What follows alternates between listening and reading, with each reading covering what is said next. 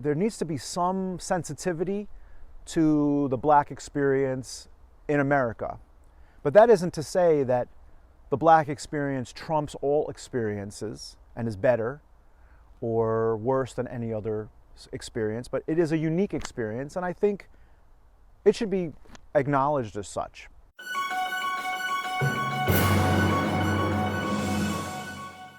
Hey everyone, we're 1 week out from our election. It's Tuesday, the week before Election Day here in the United States, and I thought of no better place to come but the home of our 8th president, Mr. Martin Van Buren.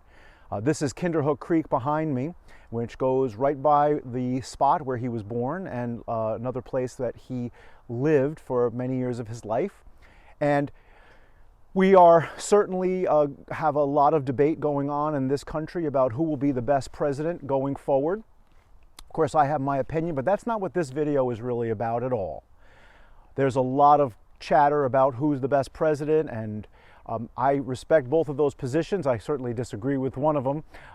But at the end of the day, what we are experiencing in the United States is a lot bigger than a presidential election. Presidents come, presidents go.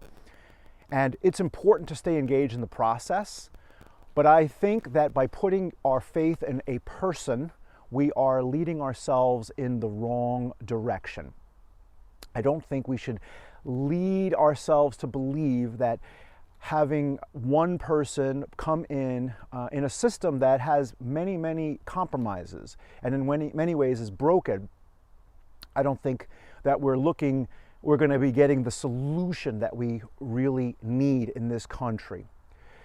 We live in very, very dark times, I think. Definitely in the world, certainly in the United States. We have a huge cultural crisis that's brewing. And I thought that today I would talk a little bit about something that is very important and may serve to help us go forward even after the election. You may be listening to this before the election. Probably you're listening to it after the election. Maybe with the title, you won't be listening to it at all because it's been censored. But I definitely wanted to take some time to talk about what I think is a very, very important issue. And I don't want the title or what I'm about to talk about to be construed in any way as a divisive thing, but more an adult conversation. I like to have the opportunity to have a discussion that is somewhat sane, less partisan, and hopefully helpful and moves us forward in a way that, well, it just has more sustainability.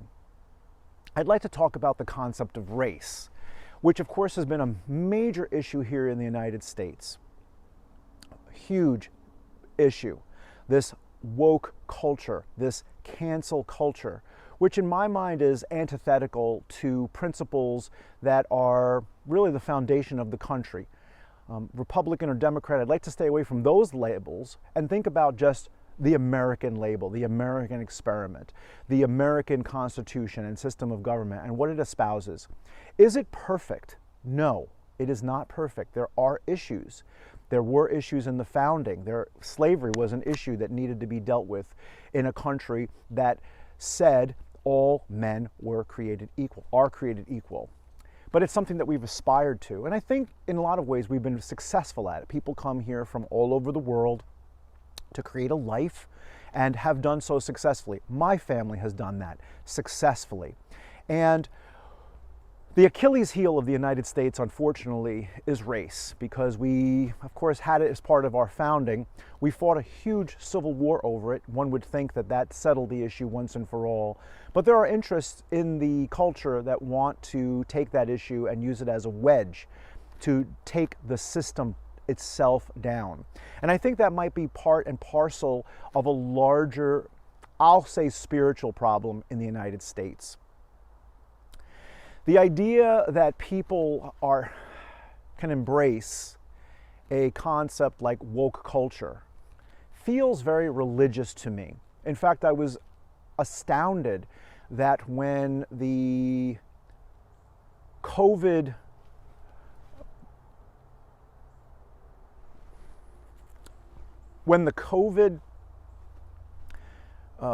problem started in the United States, I thought, boy, this is going to be something that is going to unite us. It's a small little virus that makes everybody equal, and I was certainly wrong. it lent itself to really opening up a can of worms in terms of other issues that came up. The least of which is the lack of connection from other people. Literally putting a mask over one's face, having one's ability to be in human community really has a detrimental effect on a human being. It really does. And that summer spent just wallowing in isolation lent itself to a circumstance in which a very unfortunate event occurred. And I was amazed to see people bending the knee in deference, and white guilt culture, white guilt coming out in the form of people bending the knee and sort of tipping the hat to critical race theory. And that really led me to think about race in this country and racism in this country, and most importantly, class and classism in this country. And my proposition to you is that race is a myth. Racism can be real, and whether or not it exists to the extent that's been argued by organizations like Black Lives Matter is something for debate. But I think the concept of race is a myth, and I'm going to tell you why I think that. Part and parcel of that, I believe that class and classism is more a factor in our national dialogue than we want to give credit to. Last year, I took a test and found that 11% of my DNA confirmed the fact that I am 11% African American. Now, I say that with the knowledge that two of my grandparents came from Finland, and the other relatives came from Spain. Europe. I would have never thought that I am in any way African. Now, I'm sure that my relatives that came from Spain were part and parcel of the slave trade at some point, returned to Spain. But in any case, 11% of it. And by the racist one-drop laws or rules of historical racism, I am black. I'm as black as Barack Obama, and I'm as white as Barack Obama. And of course, my experience as a black person is not the same as somebody who's identified as black or quote unquote looks black. But it goes to my proposition that I, although can be classified as a black person technically, if I were in Jim Crow South, I would have been drinking at the colored water fountain. That has not been my experience. I haven't experienced racism. I think most people looking at me would say that I'm white, although ethnic looking, I'm sure. So the idea of a white identity is a little bit crazy in that there is no singular white identity. There is the ability to be proud of one's heritage, but there is no singular white culture. There's no singular Asian culture. And in fact, there's no singular Native American culture. These are different nations. And in Africa, there's no single African culture. However, American blacks are in a very unique situation in that they were robbed of their identity, and in fact they may have been taken from different areas in Africa, brought here. They might have been warring tribes in Africa, but they were brought here, and so they have a very unique experience of blackness because they are all united in a experience in a country that brought them over as slaves. White pride, I think, is born of racist ideas and ideologies, whereas black pride, in its defense, was born of the civil rights movement and a striving for equal justice under the law. There needs to be some sensitivity to the black experience in America. But that isn't to say that the black experience trumps all experiences and is better or worse than any other experience, but it is a unique experience, and I think it should be acknowledged as such. We haven't really learned to see the struggle in each other. There's been a lot of dehumanization, I would argue, as a result of smartphones and social media. We have dehumanized each other in very dramatic ways, and it's quite sad. And I think in many ways we have lost sight of the real problem, which is that of classism in the United States. We are a country that has convinced ourselves that there is no class, that you can come here with nothing and leave here a millionaire. And while that certainly happened, it doesn't prove the point that there are lots of institutional barriers for white, black, brown, red, yellow, poor people, poorer people that are oftentimes not treated as well by people of means. That is to say that the starting line is not the same. If you're born here, you have equal opportunity, but you will find that there are different barriers depending on your class as to how high or even if you can leave your class. And so as a result, when we look at a poor person, because we have this mythology in our background, we're thinking, well, they haven't worked hard enough, or they're lazy. And that may be true in some cases, but not everyone has the same skill set out of the gate. And again, we come to a place of a need for some compassion and seeing the human being as our brother. I think one of the most powerful things about the civil rights movement in the 60s, specifically of Martin Luther King, was that Martin Luther King recognized that yes, there was injustice and that we need to live to the promise of the United States Constitution, but that also the oppressor in this case was also suffering. And the brilliance of Martin Luther King was that he recognized that in that striving, we could unlock a key in the oppressor to recognize that they too were suffering. Now that may sound like Greek to you as I'm speaking. I hope that you'll really think about it. But it was effective.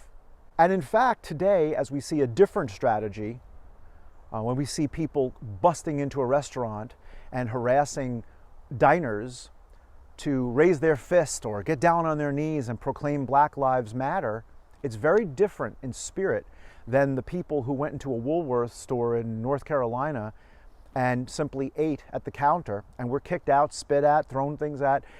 They had a moral high ground. They had a moral high ground because they recognized the humanity in the other person. And what we have now is we're not recognizing the humanity in the other person.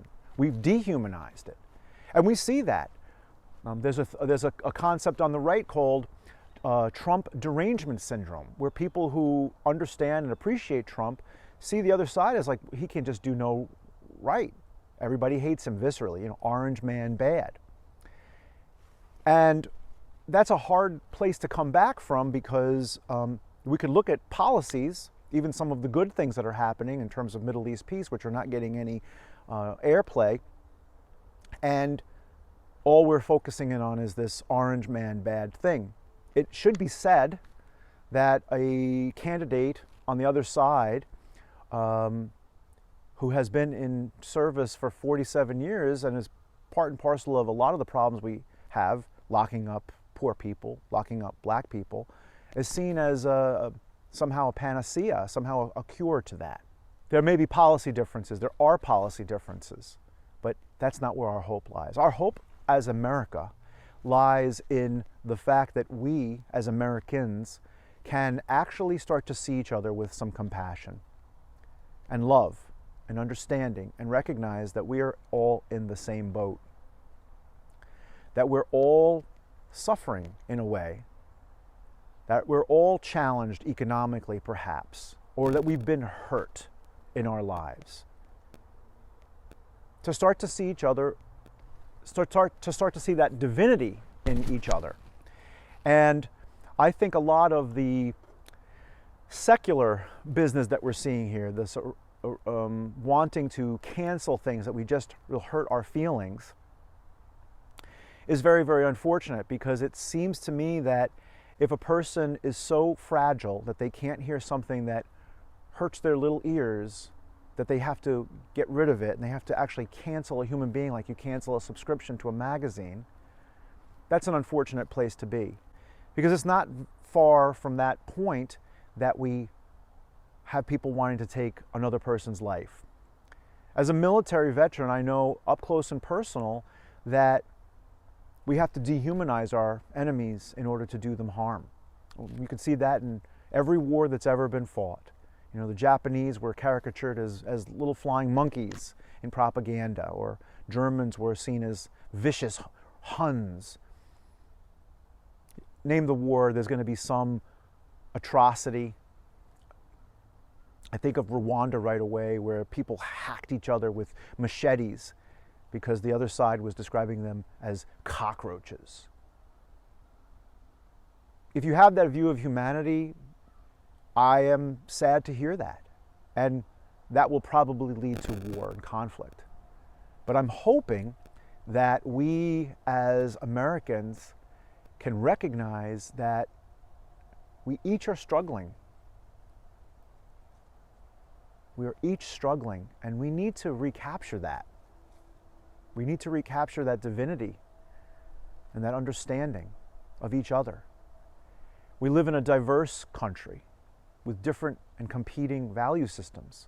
But one of the beautiful parts about America is that we can live with each other in that way without trying to jam the other people into our little box.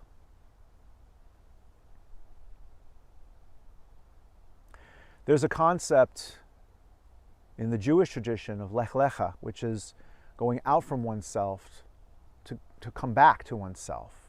That there's healing that needs to happen in your life. That our life is a process of rediscovering the divinity in ourselves and the divinity in others. And yes, a return to our Creator. To our Creator. The person, the entity that put that divine spark in you. We can't recognize the divinity in another person if we're willing to just dehumanize them. And this happens on both sides of this political spectrum, and I fear it a lot.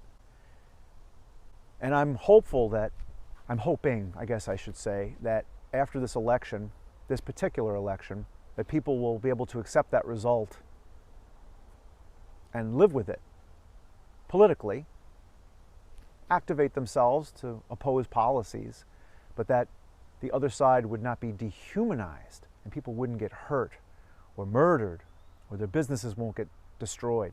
It seems to me that we're not going to go back to the world of 2019. I've said it in other videos that there may be a time where politically we just need to go our separate ways, and we need to have an adult conversation about that. You know, we just want to live in a different type of society, peacefully, but that it's time to maybe part ways.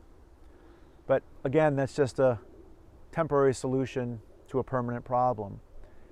The permanent problem is that we as human beings have our failures, and we have our vulnerabilities, and we need compassion for ourselves and for others.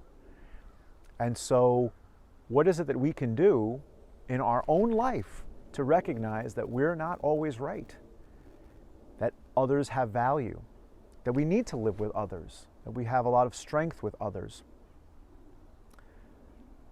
I'm really hopeful that we can get to that sense of ethics and morality I'm sad these days because I feel that in many ways that we've entered a kind of a dark ages.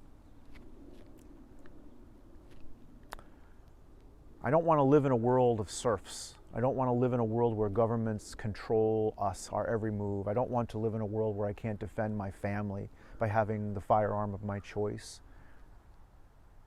We need to be adult about how we're going to have our society,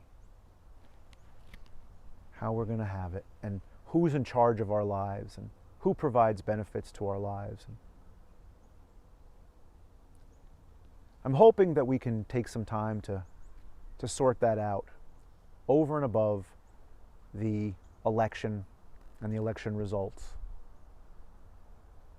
At the end of the day, the water behind me will roll on, the election will roll on, life will roll on, and we'll have another election and another after that, and another after that, if we don't blow ourselves up. But let's maybe take a moment, a week out from that event, to recognize that we have a lot of work to do on ourselves. And maybe we can return to the better part of our nature. Return to that divine spark that lives within us and not get distracted with things as mundane and silly as statues and who's in that kind of thing. Maybe we can return to a place of compassion. Maybe we can return to recognizing the divinity in each of us, to seeing with God's eyes. How does our Creator see us? How does our Creator see us when we make mistakes? How does our Creator see us when we're forgiven for those mistakes? I'm pretty sure that there's not one person who's watching this that would say, I've never made a mistake. I've never hurt anyone. Well, there might be somebody that says that, but I think you're deluding yourself, or maybe there's some mental illness if you believe that, because I think most human beings that are honest with themselves recognize that there are mistakes that are daily made. And we have to repent for those and return to something greater than what we're doing today. So I leave you with this thought. You may not be perfect, but you're probably better than you were yesterday or the year ago or 5 years ago, if you're actively thinking about how and what your life really means. Why are you here? So until the next time, I wish all the blessings of the world on you, and I hope that you do take some time to find a nice quiet place in nature, away from distractions, put down that smartphone, turn off the television, and do some introspection and figure out where you're at and where you can be a part of your community and your sphere of the world getting better.